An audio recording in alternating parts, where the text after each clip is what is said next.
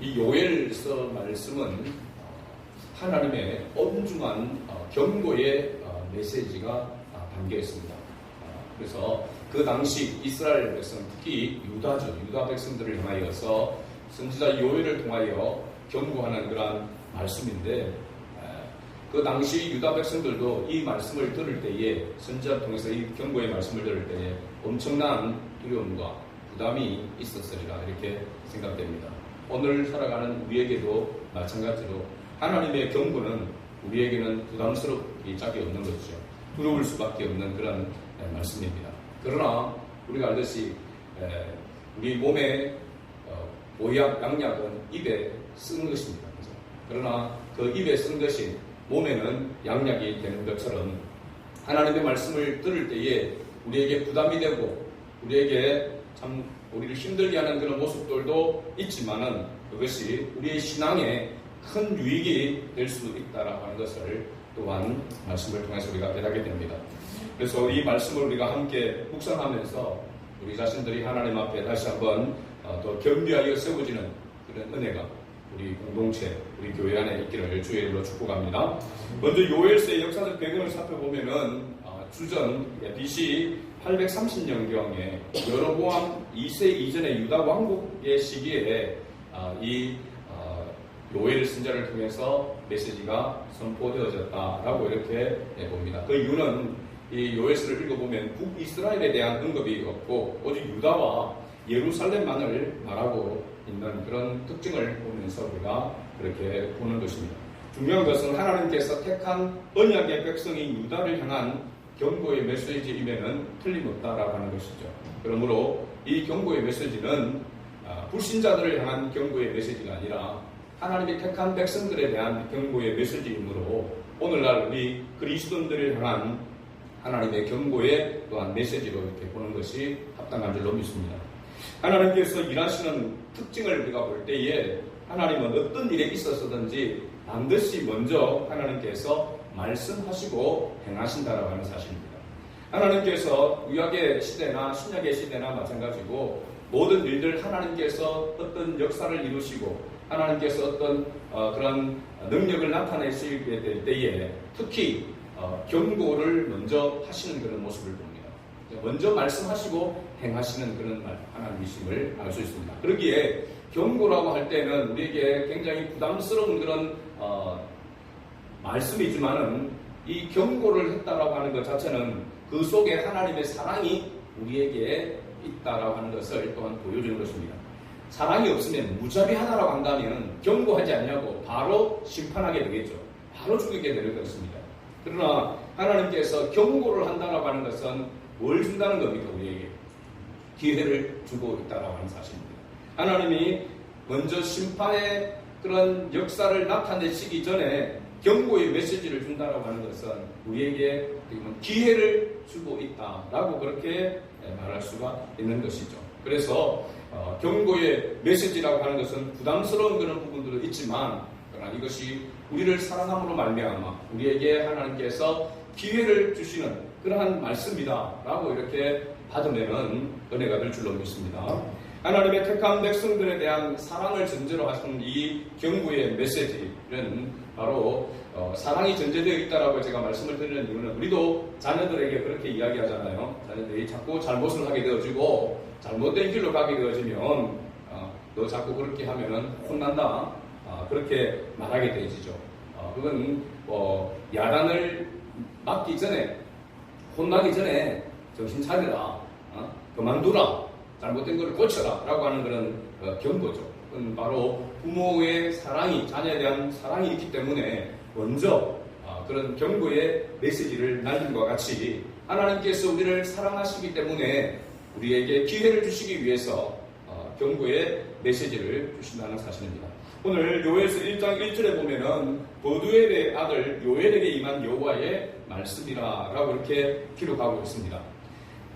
버두엘의 아들 요엘에게 임한 하나님의 말씀, 요엘을 선지자를 통해서 선포되는 이 메시지는 그냥 단순히 요엘의 말이 아니라 선지자의 말이 아니라 하나님의 말씀이다라고 하는 것을 먼저 서두에 이야기를 하고 있는 것이죠. 그래서 우리가 설교에도 목회자를 통해서 여러분들이 설교를 듣고 있지만은 한 목사의 말이 아니라 저를 통하여서 하나님께서 여러분에게 말씀하고 있다라고 하는 그러한 측면으로 우리가 하나님의 말씀을 받아야 될 줄로 믿습니다.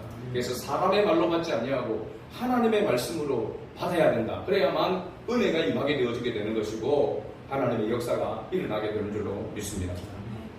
이 버두엘이라고 하는 사람, 요엘의 아버지 버두엘에 대한 이 부분을 제가 살펴보니까 이 버두엘이라는 사람 이름은 창세기 4장에 한번 등장합니다.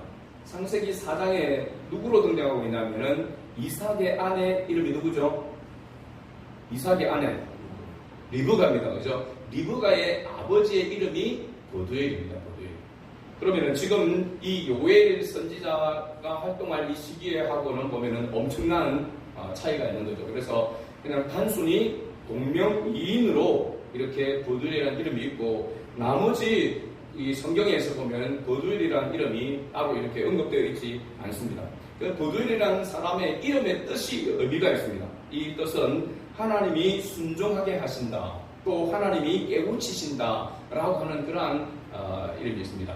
구약에 나오는 이름들 가운데 엘이라 하면 엘은 하나님이라고 하는 그런 엘로힘 그죠? 엘이라고 들어가게 되어지면 그게 하나님이라고 하는 그런 그 단어가 그게 포함이 되는 그런 모습을 보였는데 요엘도 마찬가지입니다. 그럼 요엘도 이름의 뜻이 뭐가 포함되어 있습니까? 하나님의 이름이 포함되어 있죠. 그래서 요엘의 이름의 뜻은 뭐냐면 여호와는 하나님이라는 뜻입니다. 여호와는 하나님.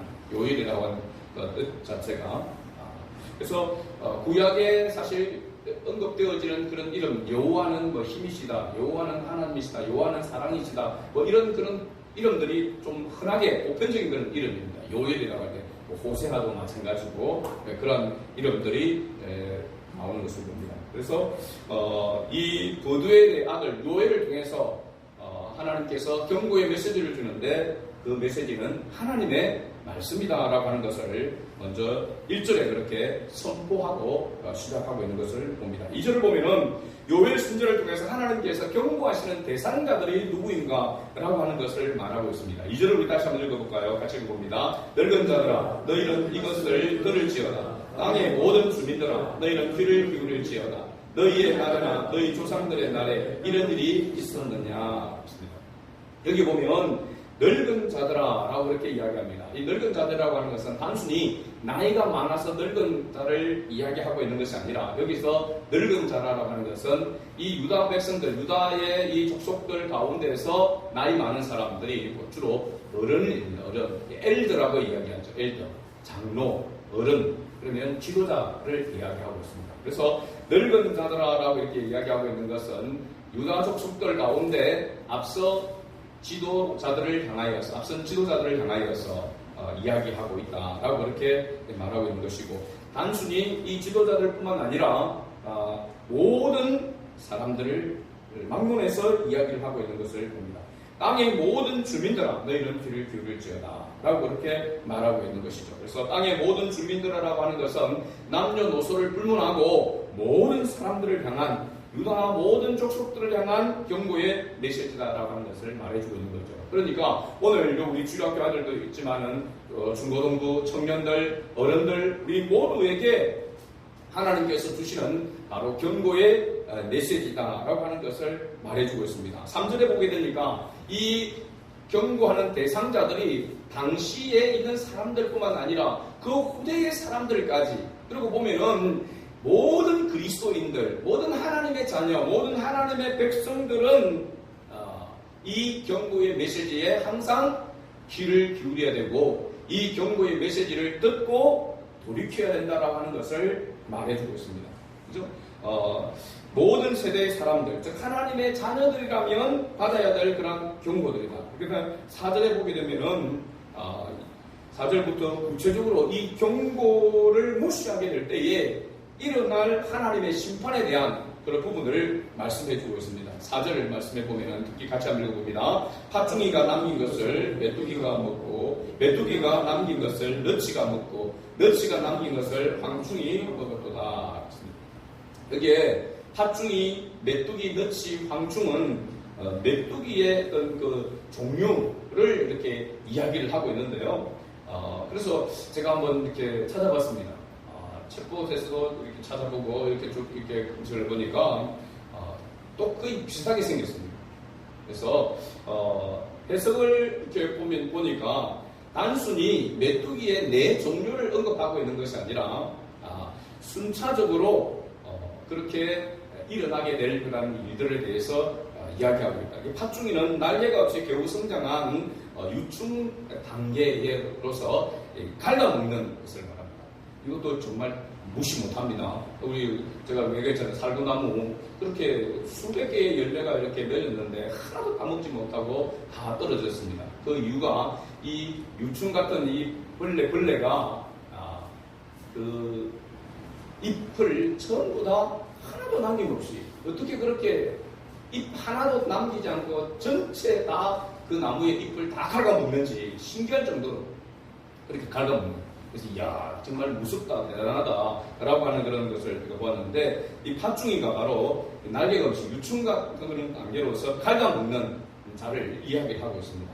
메뚜기는 우리가 알지만은 성충으로 날아다니며 대이동하면서 파괴하는 단계, 무리를 짓는 그런 자를 말하고 있다라고 이렇게 이야기합니다. 그 다음에 늑시는 유충에서 점프하면서 먹이 활동을 하는 강한 단계로서 기어다니는 자를 이야기하고 있고, 마지막 황충은 최종적으로 모든 잔여물을 먹어치우는 최악의 단계로서 파괴하는 자다. 마지막 완전히 그냥 설거지하는 그런 단계를 이야기하고 있습니다. 그래서 이건 네 단계로 이렇게 이야기하고 있는데, 이건 재앙이 연속적으로 일어나게 되고 반복적으로 일어나게 될 것을 상징적으로 표현한다라고 이렇게 해석을 이렇게 하고 있습니다. 그러니까 재앙이 반복적으로 연속적으로 일어난다는 것입니다. 우리 이걸 보면 엎친 데 덮친 격이다라고 그렇게 이야기를 하게 되는 거죠. 그래서 우리가 뒤에 보게 되면은 11절, 12절에 보면은 농부들에 대한 그런 부분들에 대해서 이야기를 하고 있는데, 과일과 곡식 이 모든 것들이 다 이제 재앙으로 인하여서 먹지 못하게 없어지게 되어지게 되고, 그것만이 아니라 눈에 보이는 어떤 곡식이나 어떤 식물이나 과일이나 이런 것만이 아니라 사람들의 기쁨과 그 다음에 생계, 희망까지도 함께 사라지는 것을 이야기하고 있습니다.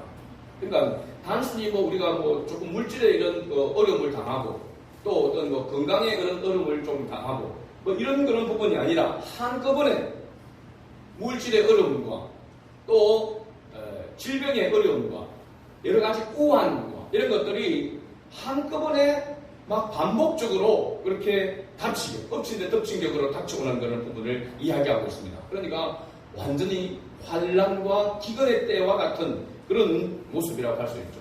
이런 어려운 상황이 닥쳐오게 될 것이다 라고 그렇게 경고하고 있는 그런 모습을 봅니다.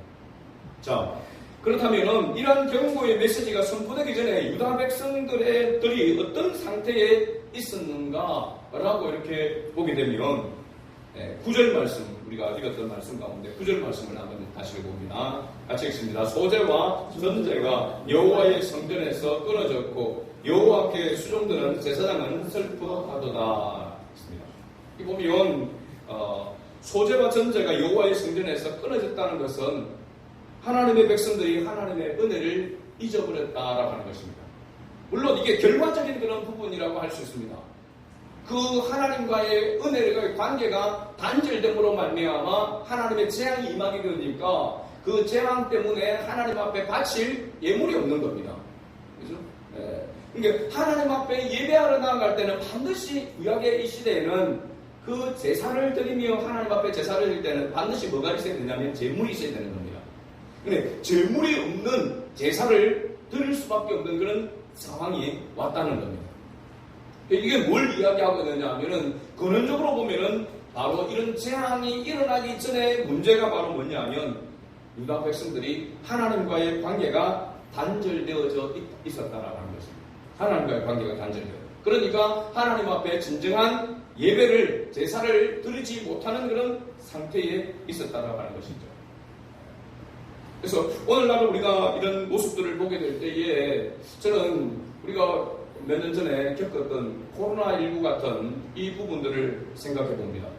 코로나19가 아마도 전 세계적으로 유행되어지고 그러므로 인해 가지고 우리가 교회가 우리는 그래도 적게나마 예배를 이렇게 드렸지만 아예 주일 예배를 드리지 못하는 그런 대부분의 교회가 그런 상태 가운데가 있었습니다.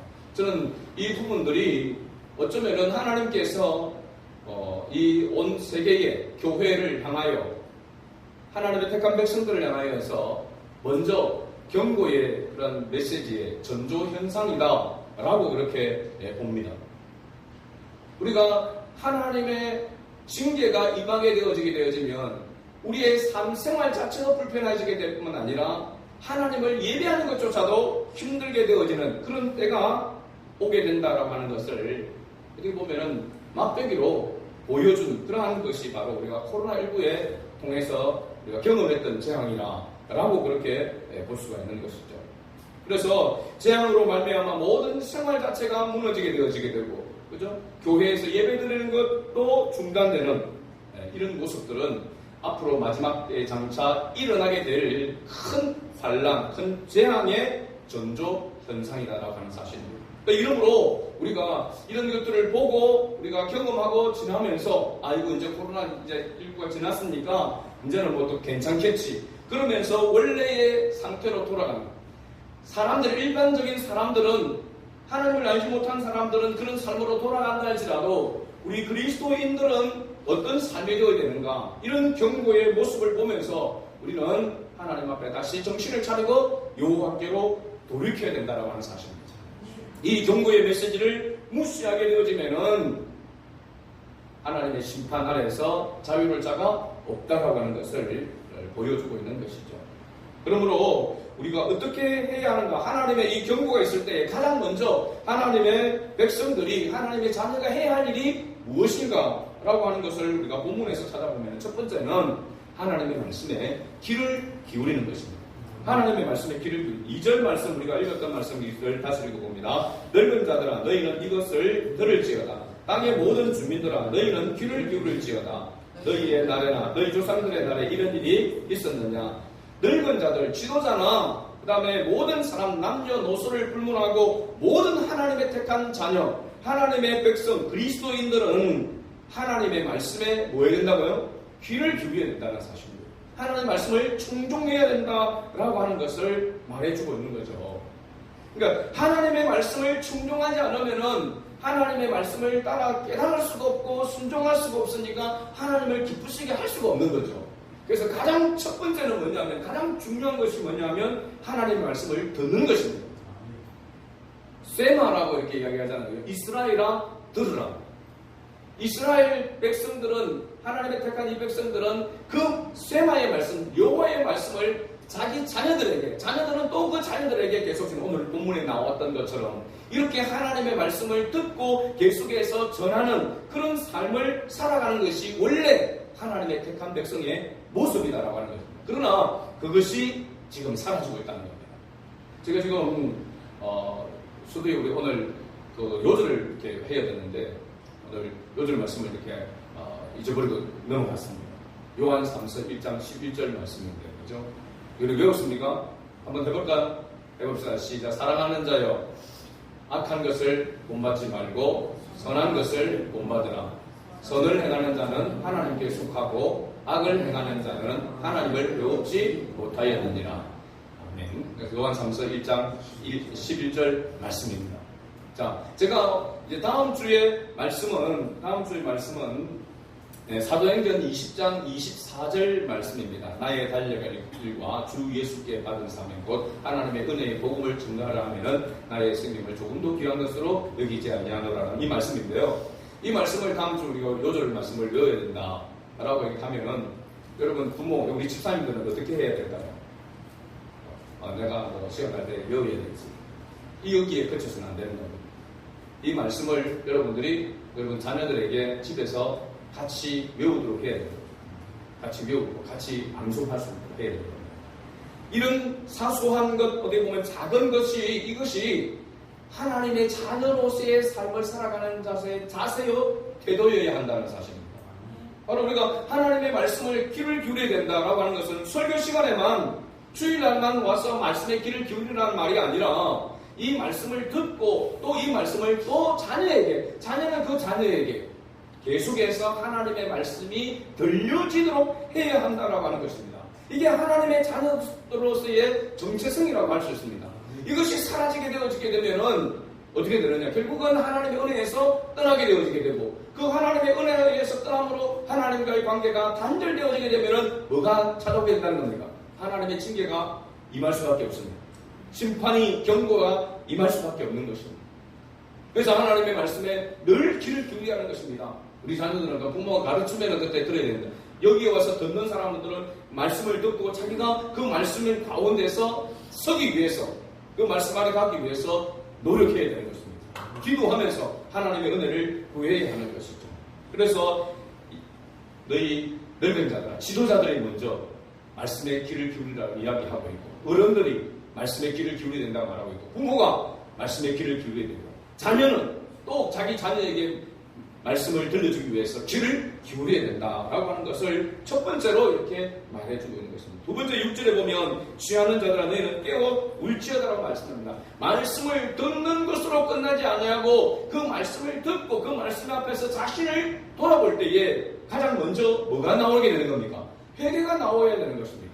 하나님의 말씀 앞에서 내 자신을 비출 때에 거울 앞에서 우리 얼굴에 보면 때 우리 얼굴에 티가 묻었거나 할 때 그것을 닦거나 고치는 것과 마찬가지로 하나님의 말씀의 거울 앞에서 자기의 모습을 보면서 가장 먼저 드러나는 것이 뭐냐면 자기의 허물과 죄라고 하는 사실입니다. 그래서 취하는 자들은 너희는 깨어 울지어다, 울지어다, 울지어다, 통하며 통회하며 하나님 앞에 회개하는 그런 모습으로 나아가야 한다. 세 번째 8절에 보면 굵은 배로 동이고 애국함같이 할지어다. 가슴을 치며 애통하고 통회하라. 그 다음에 네 번째 11절에 보면 너희는 부끄러워할지어다, 곡할지어다. 하나님의 은혜에서 떨어지게 되어지고 하나님의 말씀에 순종하지 못할 때 우리는 어떤 마음을 느끼게 된다? 부끄러움을 느끼게 된다는 사실입니다. 하나님의 자녀로서 하나님의 자녀다운 삶을 살지 못함에 대한 부끄러움이 있어야 된다는 거죠. 근데 요즘 이런 모습들이 우리에게 얼마나 있나요? 얼마나 우리의 삶 속에서 그렇게 계속해서 나타나고 있나요? 여기에 말하고 있는 것은 한두 번 하고 끝이라는 말이 아닙니다. 지속적으로, 계속해서, 반복적으로 해야 한다라고 하는 것을 이야기해 주고 있습니다. 그래서 자신을 주의하여 자세히 살피면서 주의 음성에 귀를 기울이는 생활이 진정한 그리스도인의 삶이어야 한다는 사실입니다. 생활이어야 한다는 사실입니다.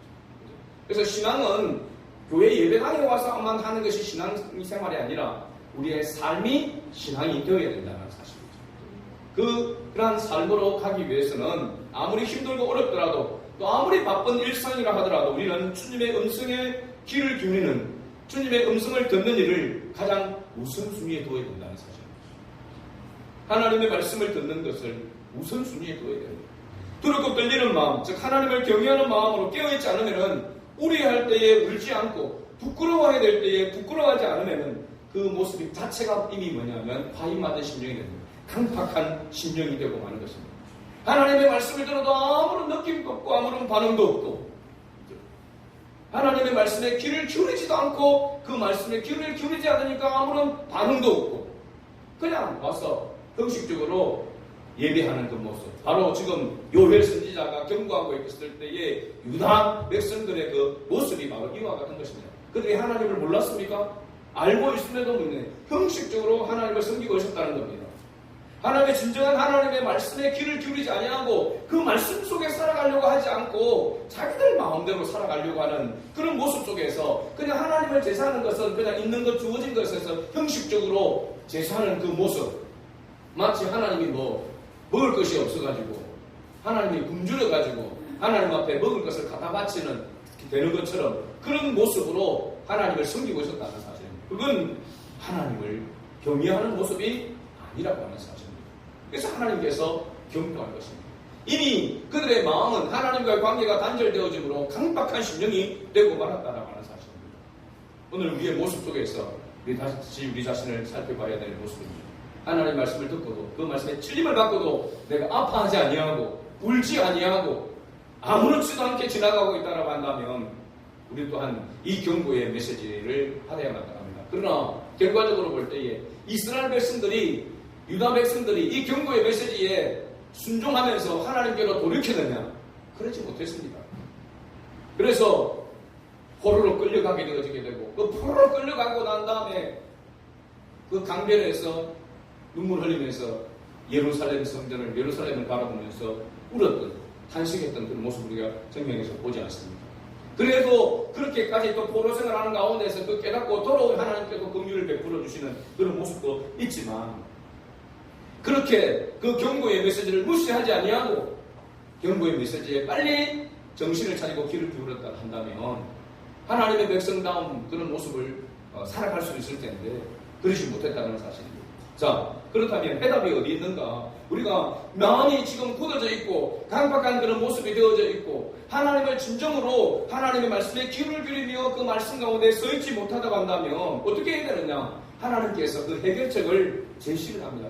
우리가 이 문제를 우리 스스로 해결할 수가 없어요. 우리가 하나님을 경외하며 섬기는 것은 우리의 힘으로 섬기는 게 아닙니다. 사실 하나님께로부터 와야 합니다. 그래서 치유와 회복도 해결책도 누구에게 있느냐? 하나님께 있다는 사실입니다. 위로부터 하나님께서 하나님의 영을 부어주실 때에 진정한 회복이 이루어진다라고 말하고 있습니다. 요엘서 2장 28절에서 32절 말씀을 봅시다. 이게 요엘서 전체의 주제가 되는 바로 성부 말씀입니다. 요엘서 2장 28절에서 32절 말씀 찾았으면 우리 같이 읽어봅니다. 그 위에 내가 내 영을 만민에게 부어주리니 너희 자녀들이 장래 일을 말할 것이며 너희 늙은이는 꿈을 꾸며 너희 젊은이는 이상을 볼 것이며 그때에 내가 또 내 영을 남종과 여종에게 부어줄 것이며 내가 이적을 하늘과 땅에 베풀리니 곧 피와 불과 연기 기둥이라. 여호와의 크고 두려운 날이 이르기 전에 해가 어두워지고 달이 핏빛같이 변하느니와 누구든지 여호와의 이름을 부르는 자는 구원을 얻으리니 이는 나 여호와의 말대로 시온산과 예루살렘에서 피할 자가 있을 것이며 남은 자 중에 나 여호와의 부름을 받을 자가 있을 것임이니라. 아멘. 하나님께서 만민에게 하나님의 영을 부어줘. 하나님의 영, 성령을 그들에게 부어줄 때에 그 성령의 도우심으로 말미암아 하나님의 자녀로서의 삶을 살아갈 수 있다라고 이렇게 말하고 있습니다. 오늘 우리가 하나님의 택한 자녀입니다. 그래서 사도 바울은 우리에게 오직 성령의 충만함을 받으라고 이야기했습니다. 제가 오늘 찬양도 마찬가지고 그럼 지금 말씀의 이런 주제가 핵심이 한 주제라고 하면 바로 성령입니다. 성령에 민감해야 되고 성령의 도우심을 사모해야 됩니다. 성령을 인격적으로 모셔야 됩니다. 우리가 아까 불렀던 그 찬양 성령이여 우리에게 임하소서라고 하는 주님의 크신 능력 내 심령 속에 부어달라고 하는 이 찬양의 가사처럼 성령의 능력이 없이는 성령의 도우심 없이는 살아갈 수 없다라고 하는 그런 것을 진실하게 고백하고 그 성령님을 나의 주인으로 성령님의 도우심을 구하는 그러한 기도와 찬양이 들어지게 될 때에 성령께서 우리 안에 은혜를 주시고 하나님의 말씀을 깨닫게 해주시고 그 말씀 가운데 순종하며 나아갈 수 있는 힘을 공급해 주신다는 사실입니다. 이게 주님께서 우리가 하나님의 자녀로 택함을 받은 것은 우리의 가진 어떤 능력이나 우리의 어떤 공로를 통해서 의를 통해서 구원을 받은 건 아니죠. 전적으로 하나님의 은혜로 우리가 구원을 받았습니다. 구원받은 하나님의 자녀로 살아가는 것도 전적으로 하나님의 은혜로 말미암아 살아갈 수 있다는 사실입니다. 그것을 알고 우리는 매 순간 나의 연약함과 나의 부족함을 고백하고 성령의 도우심을 구하는 그런 기도가 있어야 될 줄로 믿습니다. 우리 모두 성령의 기름 부으심을 그 은혜를 사모하면서 겸손히 날마다 주님 앞에 나아가고 주의 음성에 귀를 기울이는 그런 저와 여러분 될 수 있기를 주의 이름으로 축복합니다. 아멘.